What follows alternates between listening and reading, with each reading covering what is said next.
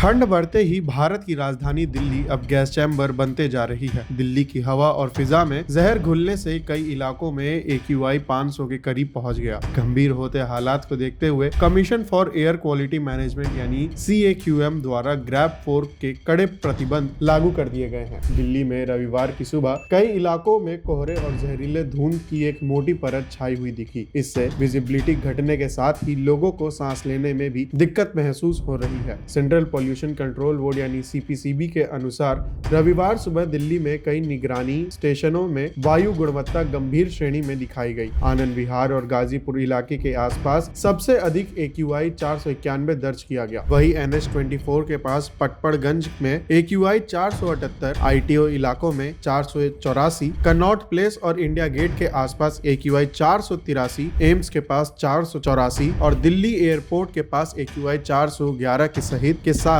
गंभीर कैटेगरी में दर्ज किया गया। बता दें कि 0 से 50 के बीच का AQI को अच्छा, 51 से 100 के बीच को संतोषजनक, 101 से 200 के बीच मध्यम, 201 से 300 के बीच खराब, 301 से 400 के बीच अत्यंत खराब और 401 से 500 के बीच गंभीर श्रेणी में माना जाता है। दिल्ली शिक्षा निदेशालय ने शनिवार को NCR में बिगड़ती वायु गुणवत्ता के मद्देनजर सभी स्कूलों को 9वीं और 11वीं क्लास तक के विद्यार्थियों के लिए हाइब्रिड मॉडल में क्लास चलाने का निर्देश दिया है। हाइब्रिड मॉडल में आशय ऑफलाइन और ऑनलाइन दोनों प्रकार से कक्षाएं संचालित की जाती हैं। यह निर्णय CAQM द्वारा जारी एक आदेश के बाद लिया गया है, जिसमें दिल्ली NCR में वायु प्रदूषण के स्तर को और बिगड़ने से रोकने के लिए ग्रैब 4 के प्रतिबंध तत्काल प्रभाव से लागू किए गए हैं। इस संबंध में 13 दिसंबर के सर्कुलर के अनुसार शिक्षा निदेशालय, NDMS, MSD और दिल्ली छावनी बोर्ड के अंतर्गत आने वाली सरकारी सहायता प्राप्त और गैर सरकारी मान्यता प्राप्त निजी विद्यालयों को अगले आदेश तक जहां भी संभव हो ऑफलाइन और ऑनलाइन दोनों प्रकार की कक्षाएं संचालित करने का निर्देश दिया गया है। आधिकारिक आदेश में सरकार ने निर्देश दिया है कि सभी प्रशासनिक सचिव और विभागाध्यक्ष नियमित रूप से कार्यालय में उपस्थित रहे, लेकिन कर्मचारियों की संख्या 50% से अधिक न हो।